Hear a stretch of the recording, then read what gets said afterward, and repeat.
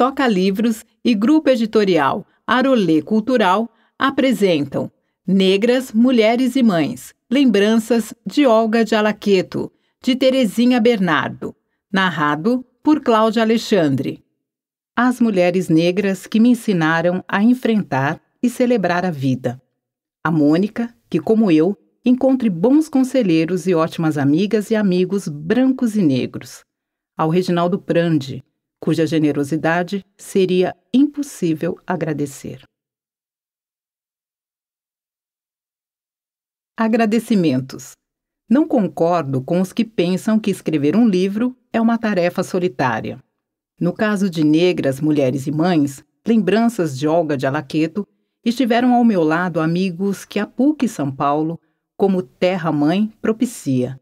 Assim, incentivos, apoios, disponibilidade, afetos, acolhidas, proteção não faltaram de Carmen Junqueira, Doroteia Passetti, Edson Passetti, Eliane Rojais de Gouveia, Elizabeth Mercadante, Lúcia Helena Rangel, Lúcia Maria Bogos, Luiz Eduardo Vanderlei, Maria Margarida Limena, Maura Pardini Bicudo Veras, Paulo Edgar de Almeida Rezende e Vera Lúcia Chaia. A Emilene Lubianco de Sá, que com sua inteligência e vivacidade foi uma das primeiras leitoras a estimular a realização deste trabalho. Ao Fábio Mariano da Silva e a Andréa Gonçalves Mariano, que estiveram presentes torcendo no meu concurso para livre docente. Ao sacerdote-chefe da Casa das Águas, meu amigo Armando Valado, por ter me recebido como membro de sua comunidade, o que propiciou maior profundidade para este trabalho. Ao Luciano Gomes Freire, pelo auxílio e eficiência no uso do computador. A ONG Fala Preta, a todas as suas mulheres na pessoa de Edna Roland, pela acolhida ímpar, que é peculiar ao feminino negro, pela generosidade em oferecer-me os dados da pesquisa Sexualidade e Afetividade em Espaços Negros, uma interpretação feminina, cujo projeto original é de Elizabeth Aparecida Pinto. A todos, muito obrigada. Observação. A pesquisa que deu origem ao presente trabalho foi realizada com o apoio da CAPES. Lembranças e memórias. 2003 e 2019 são datas significativas para negras, mulheres e mães. Em 2003, termino a pesquisa e escrevo sobre saudades. Então eu digo, saudades é pensar no que passou. Mas parece ser mais do que isso, pois, de súbito, tornamo-nos ausentes do presente e saímos como loucos à procura do passado de pessoas, sentimentos e situações. Em 2019, 16 anos depois, retorno ao Alaqueto. E qual não foi minha surpresa encontrá-lo todo pintado em branco e azul, todo arrumado. Lembre então que ele foi tombado em 2005 pelo Instituto do Patrimônio Histórico. Inclusive, estive na festa que comemorou tal evento. Ao som dos atabaques, todos dançavam sob o comando de Olga. Estavam presentes Gilberto Gil, então ministro da Cultura, e acadêmicos como Ieda Pessoa de Castro e Vivaldo Costa Lima. Mas antes disso, em 2003, lembro-me de outra festa, o lançamento do livro Negras, Mulheres e Mães. Olga estava contentíssima com tal acontecimento, pois ele narrava as suas memórias. Assim ela se referiu a ele. Você entendeu tudo de acordo como eu disse. Essa foi a última vez que estive no Alaqueto até 2019. Mas foi também em 2005 que ocorre o falecimento de Olga, no dia 25 de setembro. E em 2007 que sua filha mais velha, Jocenira Barbosa Bispo, torna-se a sacerdotisa central da casa. A memória não é história, não segue uma linearidade. Às vezes, ela não anda, ela salta de acordo com as chamadas do presente. Ao pensar em memória, percebem-se relações profundas entre ela e a saudade. No entanto, elas não se confundem. Enquanto as lembranças sou eu que as tenho, as saudades são quem me tem e fazem de mim seu objeto. Na realidade, sou passageira do presente, pois vou ao passado e lá fico lembrando, imaginando, sonhando. São esses os estados que fazem com que eu pegue na mão de Olga e, ao som dos atabaques, saia dançando pela rua Luiz Anselmo até a casa de Janinho, filho de Olga.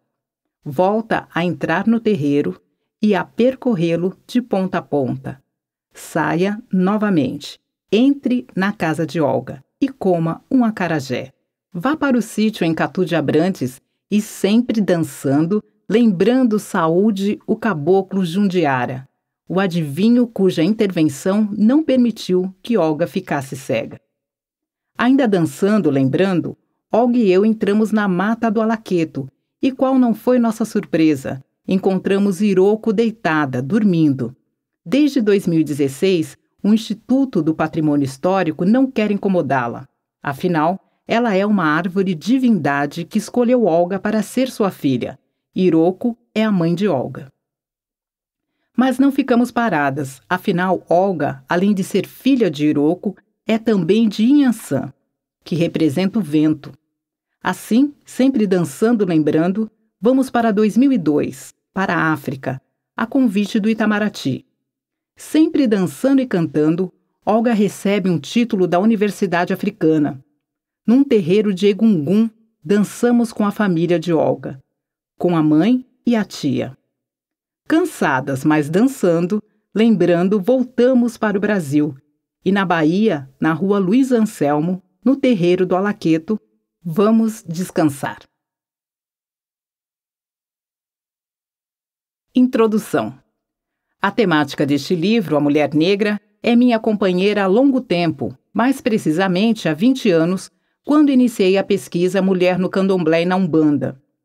No Brasil, na década de 1980, muitos estudiosos das ciências humanas haviam tratado da temática feminina.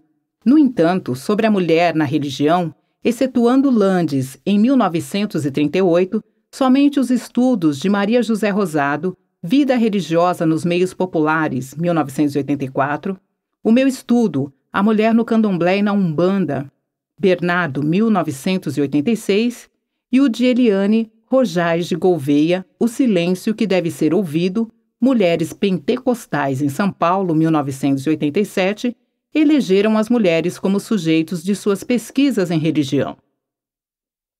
No caso de minhas primeiras reflexões sobre a mulher e o candomblé, surgiram muitas indagações.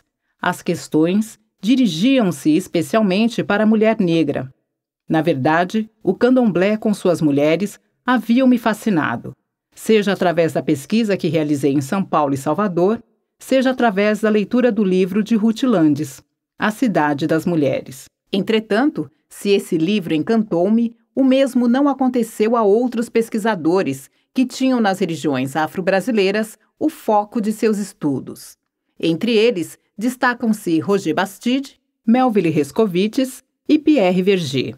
Para Roger Bastides, com A Cidade das Mulheres, a antropologia norte-americana saiu do campo do saber científico para o da evocação literária.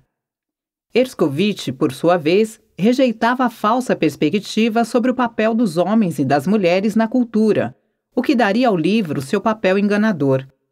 Pierre Verger, ao criticar Landes, cita Bastide, mas sem contextualizá-lo no momento histórico em que suas ideias foram veiculadas. Ela nos dá uma visão feminina dos candomblés, a qual reflete o espírito de contestação feminina em voga nos Estados Unidos e que todos os observadores consideraram como uma característica fundamental da mentalidade deste país. Verger, 1986. Verger continua citando Bastide para criticar Landes. Acontece, por vezes, que homens sejam filhos de deusas e que as mulheres sirvam de cavalo a deuses masculinos, e que essa escolha esteja relacionada com tendências homossexuais. Finalmente, Verger dá sua visão crítica sobre a antropóloga norte-americana. Em suas palavras, Ruth Landes tirou daí conclusão fantasiosa sobre o matriarcado africano e até mesmo sobre o matriarcado crioulo no Brasil, na medida em que ela não podia ignorar que na África o culto estava confiado aos homens. Essas críticas de Bastide, Herskovits e Verger são muito diferentes e provêm de causas diversas, o que não possibilita tratá-las em conjunto. Bastide criticou Landes entre 1950 e 1960. Nessa época, as várias vertentes das ciências sociais eram muito rigorosas quanto ao discurso sociológico. Assim, Bastide representa a sua época. No entanto, a crítica de Herskovits parece ter um tom bastante diferente, uma vez que, como Landes, foi discípulo de Boas. Na realidade, foi sob a influência de Boas que a antropologia cultural americana concedera um lugar privilegiado ao estudo de gênero e raça, em Healy, 1996. Portanto, a crítica de Herskovits, rejeitando os papéis desenvolvidos pelo homem e pela mulher, parece ter implicitamente outra causa, uma vez que pertencia à mesma escola. Tanto é que Ruth Benedict, assim como Margaret Mead e Landes, pertencentes ao culturalismo norte-americano, mostram em seus trabalhos justamente esse tipo de abordagem. Mais precisamente, destacam as relações de gênero. Por sua vez, a crítica de Verger ao livro de A Cidade das Mulheres, realizado bem mais tarde, em 1986, quando fervilhava a questão feminina no Brasil e no mundo, é de difícil aceitação.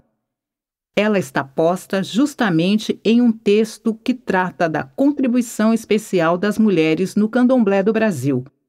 Mas o que surpreende, tanto na edição de 1986 quanto na de 1992, é que os artigos sobre a mulher no candomblé mostram que Verger tinha conhecimento de que os primeiros candomblés baianos foram fundados por mulheres e estão até hoje sob a direção feminina, como narrou Landes em 1947.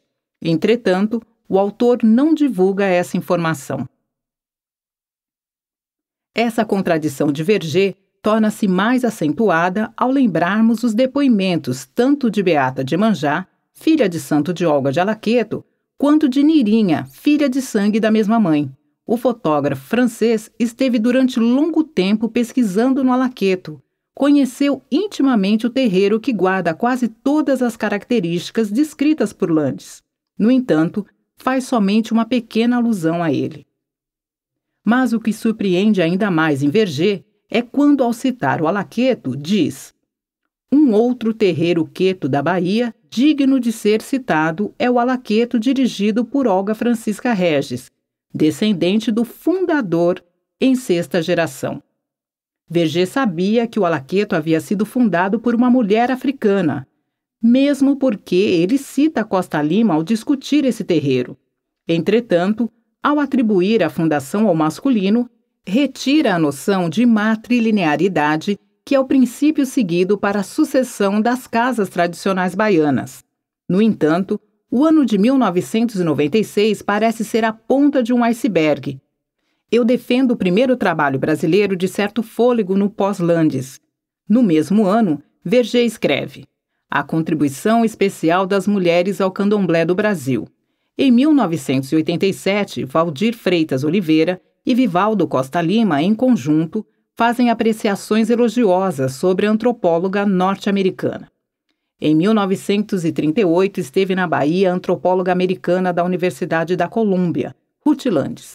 Ela descreveu em seu livro A Cidade das Mulheres, seus encontros e entrevistas com Martiniano, deixando-nos um retrato vivo, simpático e espirituoso, não isento de alguma malícia, da personalidade fascinante e dominadora do velho Babalaú. Costa Lima, além de detalhar uma pequena biografia, diz mais: é um painel abrangente e sensível da vida do povo de Santo da Bahia. Encontraram-se evocadas com grande agudeza e humor figuras como a do Babalaô Martiniano do Bonfim, vividamente descrito na sua casa do Caminho Novo, no Tabuão, de Menininha do Cantuás e sua jovem filha Cleusa. A segunda metade dos anos 80 representa o esprit do tempo. Mais precisamente, à medida que os estudos sobre o feminino no Brasil se desenvolvem, a temática da mulher na religião, especialmente no candomblé, cujo papel de grande sacerdotisa é destacado, torna-se foco privilegiado de pesquisa.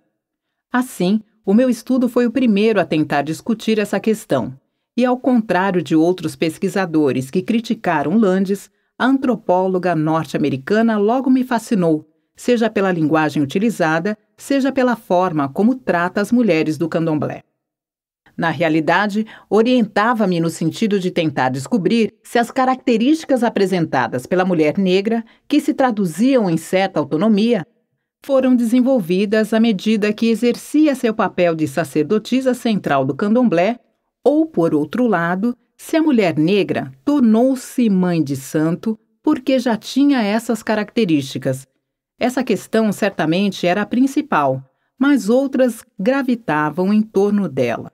Os fatores que listei no meu estudo em 1986 para explicar o fato de a mulher ocupar o ápice da hierarquia religiosa no candomblé eram de âmbito sociopolítico, econômico e histórico. Entretanto, essas dimensões davam respostas parciais que, se por um lado deixaram-me descontente, por outro, instigaram-me a pesquisar mais. Foi com essa intenção que saí em busca de outras mulheres negras no início da década de 1990 e que tinham vivido mais de 70 anos na cidade de São Paulo. Em outras palavras, meu objetivo preliminar era conhecer o cotidiano da mulher negra para tentar descobrir a origem de seu comportamento diferenciado, especialmente quando focava sua independência na forma de encarar o trabalho, o casamento, de se relacionar com os homens, com os filhos, com outras mulheres. Além das desigualdades vividas pela afrodescendente na cidade, vislumbrei, ao estudar seu cotidiano, a determinação de luta com que o feminino negro conta para enfrentar a vida. Essa característica é diferente quando se compara a mulher negra com outras etnias. Assim, acostumei-me a pensar na questão étnica ao me referir à mulher negra. Em outras palavras, o comportamento da afrodescendente, que se traduz muitas vezes no modo singular de encarar e enfrentar a vida, que observei no universo feminino das mulheres de candomblé, não se reduzia às mulheres negras sacerdotisas dessa expressão religiosa, mas era mais abrangente, pois parecia envolver uma grande parte das afrodescendentes. Dessa forma, o foco da minha atenção dirigiu-se para as questões étnicas e históricas relativas à mulher negra, as quais possibilitam um tipo de conhecimento específico. Assim, se a antropologia me permite imaginar, imagino que esse conhecimento, que é parte constitutiva da mulher negra, pode ser desconstruído, permitindo que se visualizem seus elementos, suas novas montagens e ressignificações no processo vivido pela afrodescendente. É na procura, então, das mulheres negras que o texto se movimenta. Fui para a África, encontrei as africanas ocupando o espaço público. Estavam nas feiras, trocavam bens. Mas não eram só objetos materiais que elas trocavam. As trocas dirigiam-se também para os bens simbólicos. Eram músicas, orações, danças, receitas para curar o corpo, receitas para aconchegar os corações. Percebi também que entre os iorubás, as mulheres chegavam a ocupar cargos públicos de destaque. Na família poligínica, a africana vivia num cotidiano repleto de conflitos, mas não se pode dizer que a mulher africana não possuía certa autonomia. Acompanhei essas mulheres na diáspora. Em terras brasileiras presenciei as lutas para a sua sobrevivência e a de seus filhos, uma vez que no lugar da poliginia, grande parte das africanas e suas descendentes viveram a matrifocalidade. Saíram pelas ruas de grande parte das cidades brasileiras, vendendo artigos de primeira necessidade, quitutes preparados com suas próprias mãos. Eram as famosas negras de tabuleiro. Foram também para as feiras, abriram suas quitandas e continuaram a trocar bens materiais e simbólicos. A população afrodescendente cria e recria seus mitos no Brasil. As deusas afloram neles com autonomia. As características maternais não invalidam o lado erótico. Ao representarem a tradição, não deixam de viver o presente. São vaidosas e sedutoras ao mesmo tempo. Invadem o espaço público, sabem o que querem e planejam suas ações para atingir seus objetivos. Lutam ao lado de seus parceiros. No entanto, chegam à dissimulação para satisfazerem seus desejos e para protegerem a si e aos seus filhos. Na verdade, a mulher iorubá, que tem relação direta com as deusas mitológicas que afloram neste estudo, chegou a desenvolver poderes ocultos para a proteção. É neste sentido que a singularidade de Olga Francisca Regis interessa. pois além de ser a única mãe de santo descendente direta de Otampê, Ojaru, uma princesa africana vinda diretamente do reino de Queto, é a mãe de santo mais amiga dos terreiros tradicionais baianos. Não obstante todo esse saber fazer que Mãe Olga representa, a modernidade afasta as mulheres negras com seus saberes tradicionais, pois são dissonantes ao discurso do progresso, a racionalidade aliada à calculabilidade. Assim, nos dias atuais, percebo que a situação socioeconômica enfrentada pela mulher negra é uma das mais difíceis, comparado com outros grupos que constituem a população brasileira. Para discutir tais questões, propicio encontros especialmente entre memória coletiva, mito, etnicidade e gênero, uma vez que há relações profundas entre eles. Na realidade, um dos elementos fundantes da etnicidade é a memória coletiva. Dessa forma, a identidade étnica não aponta para o passado, pois a memória movimenta-se de acordo com seu tempo reversível. Mais precisamente, a reversibilidade da memória se traduz pela chamada do presente, ida ao passado, retorno ao presente. Assim, se a memória coletiva é viva, a etnicidade também o é, pois se encontra em constante movimentação, apontando para o futuro, como quer Fischer. Assim, ilumina-se a ideia de etnicidade não como algo fixo, mas oscilante e de acordo com o movimento da memória. Michel Pollack é taxativo ao dizer que o responsável pelo colorido da memória é o presente. Se a etnicidade tem uma ligação intensa com a memória, essa relação é ampliada captando os jogos do imaginário, os mitos sociais. Percebe-se a importância do mito para a etnicidade por ter ele uma relação privilegiada com a memória. Pode-se mesmo dizer-se que aquilo que retém o filtro da memória, entregue a si mesma, se parece geralmente com os mitos, como dito por Smith. Os mitos transmitem um modo de pensar, um modo de ver o mundo.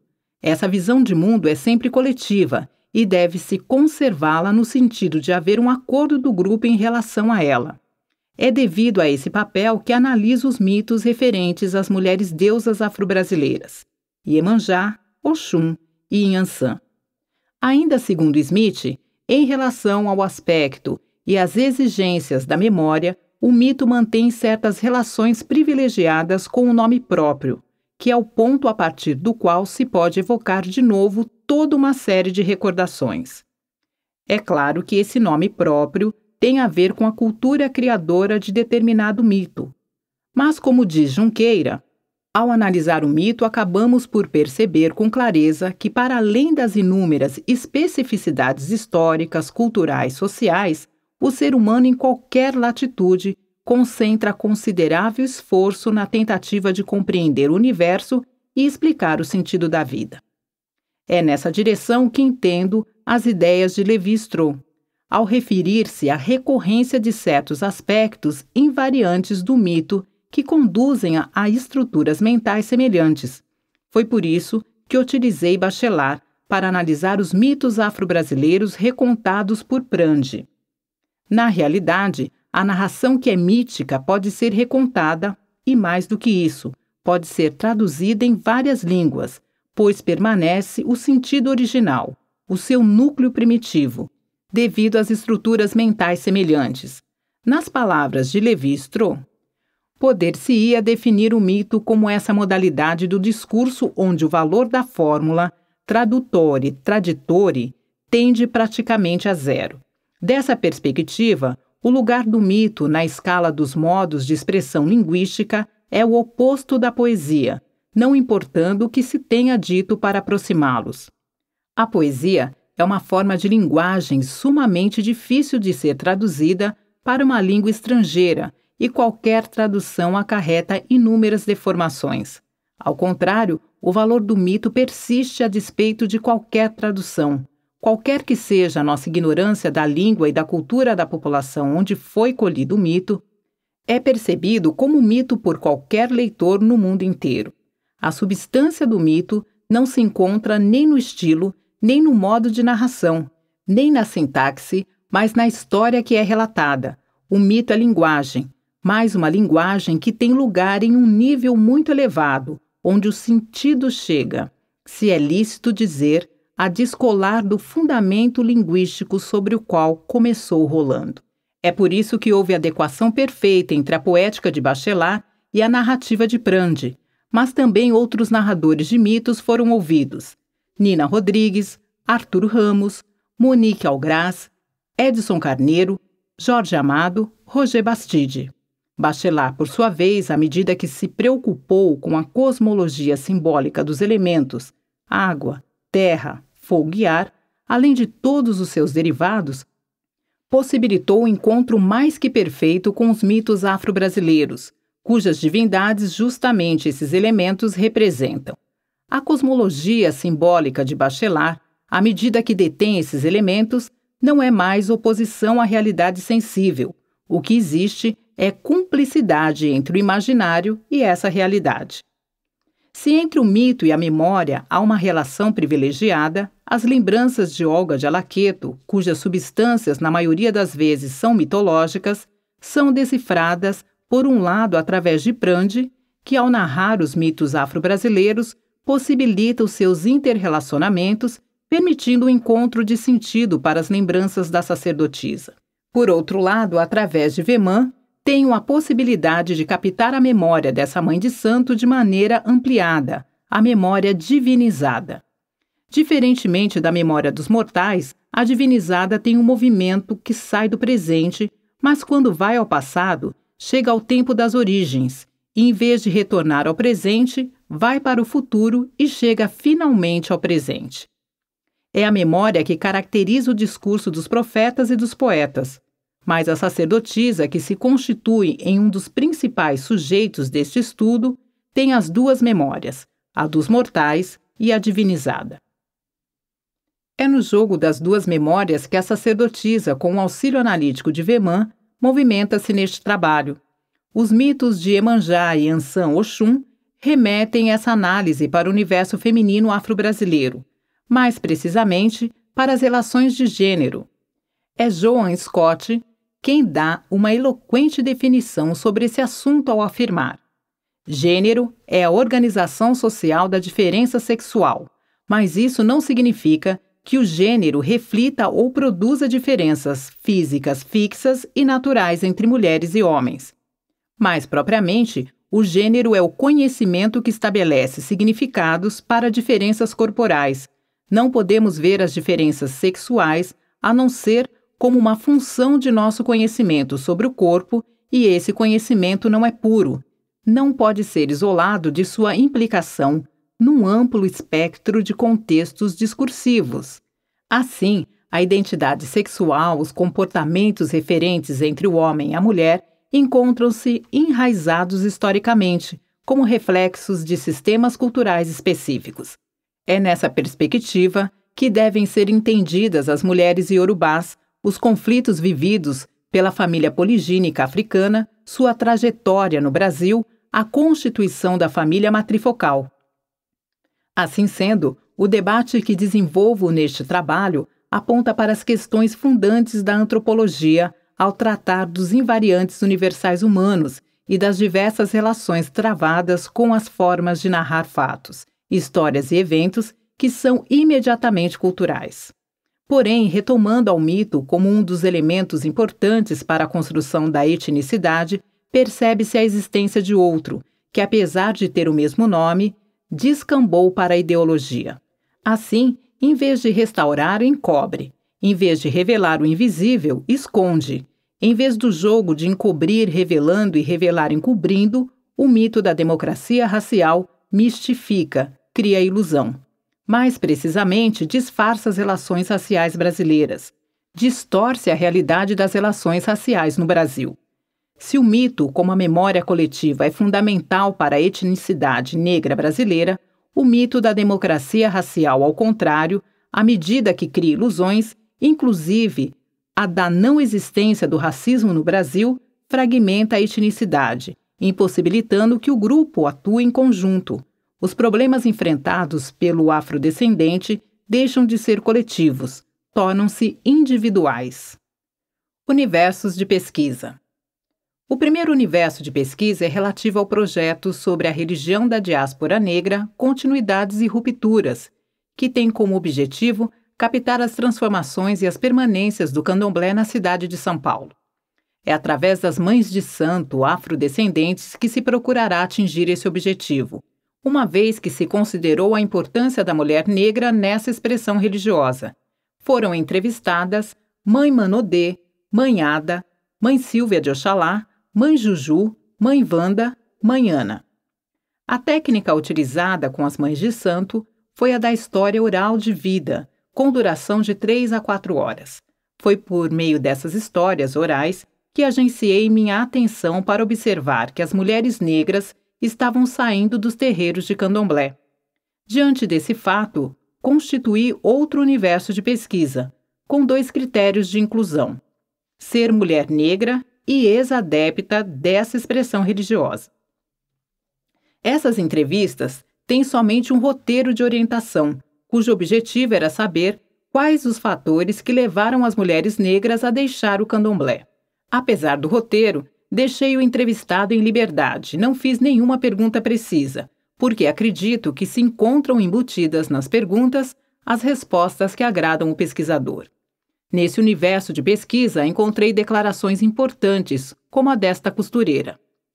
Eu tenho muitas coisas para te contar. A minha vida sempre foi cheia de coisas boas, ruins, importantes, sem graça. Lembro de tudo. Eu que fiz tudo. Entre a 8ª e 11ª entrevista, percebi que os dados se repetiam. Havia alcançado o ponto de saturação. Isso significa que a amostra era representativa e que não havia mais necessidade de continuar a coleta de dados. O segundo universo de pesquisa já veio praticamente constituído para as minhas mãos.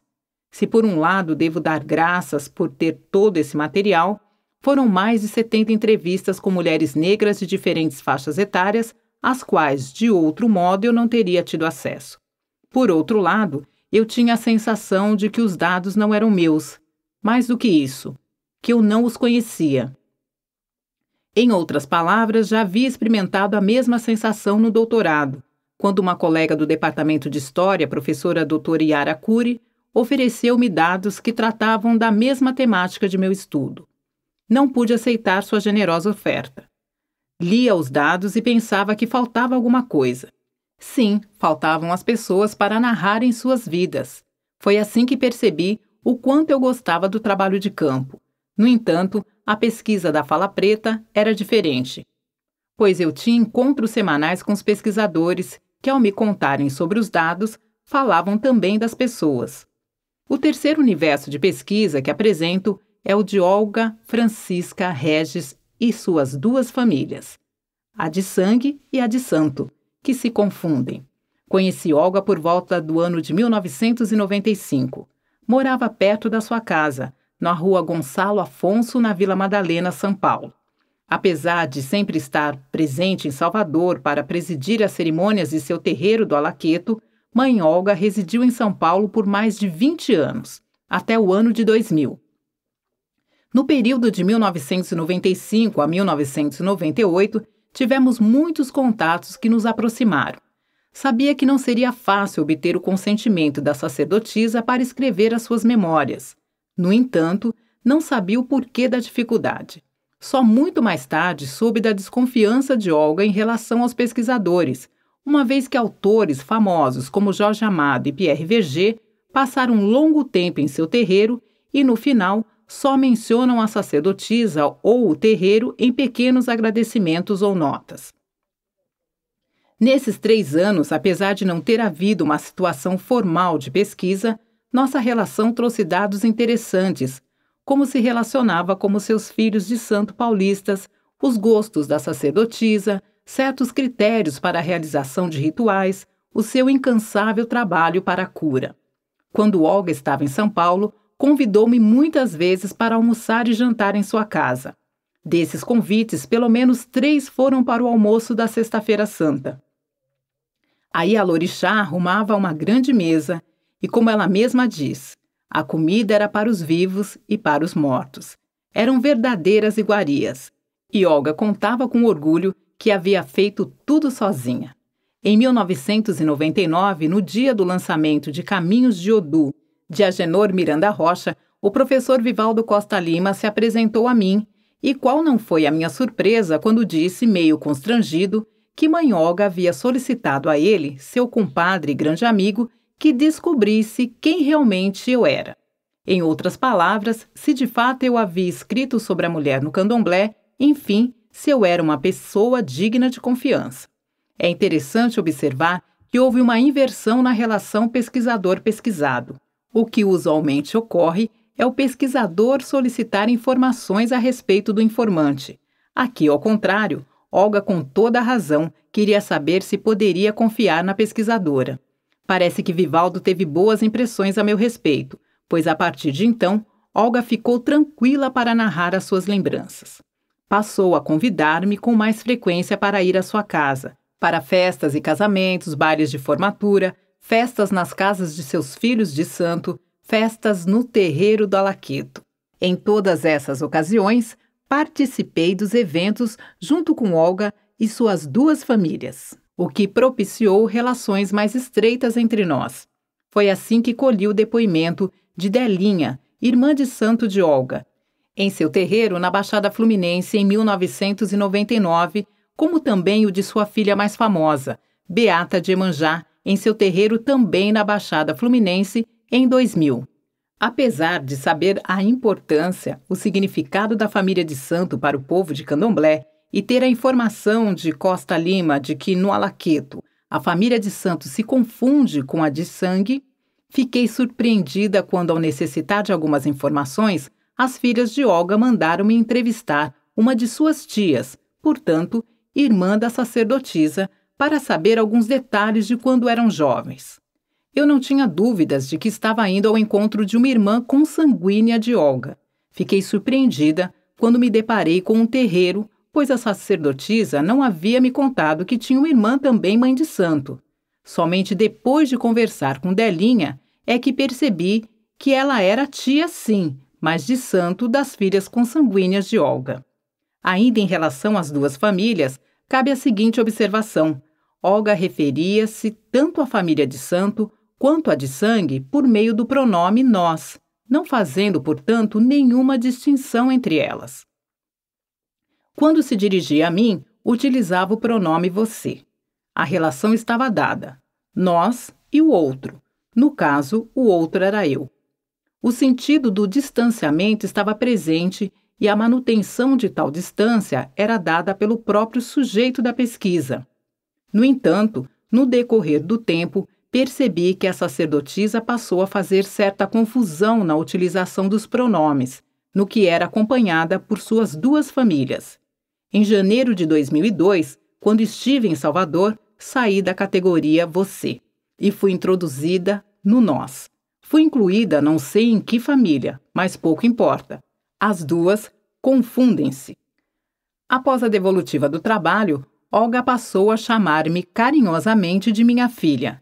Sei que ela ficou muito satisfeita com o texto, pois dei a ela um destaque diferente do de Pierre Véget e mesmo do de Jorge Amado. Por meio de um telefonema, ela disse: "Minha filha, você entendeu tudo de acordo com o que eu disse." E continuando: "Acho que não é fácil não. Tanta gente vem aqui, pergunta bobagem e sai falando bobagem. Na realidade, se pudesse traduzir a sacerdotisa, eu diria: o pesquisador do candomblé tem que ser um observador participante. É por meio desse tipo de técnica que é possível perceber o candomblé intimamente e não apenas ter uma visão externa de superfície sobre essa expressão religiosa. Mais precisamente, a minha vivência no candomblé paulista em muito contribuiu para decifrar em parte Olga e o Alaqueto. Os critérios de inclusão no candomblé são difíceis de precisar, mas os arquétipos referentes aos orixás são muito importantes na relação entre pesquisador e pesquisado. Nos mitos relativos aos meus orixás e os da sacerdotisa, há muito mais encontros do que desencontros. Na verdade, nossos santos se dão bem.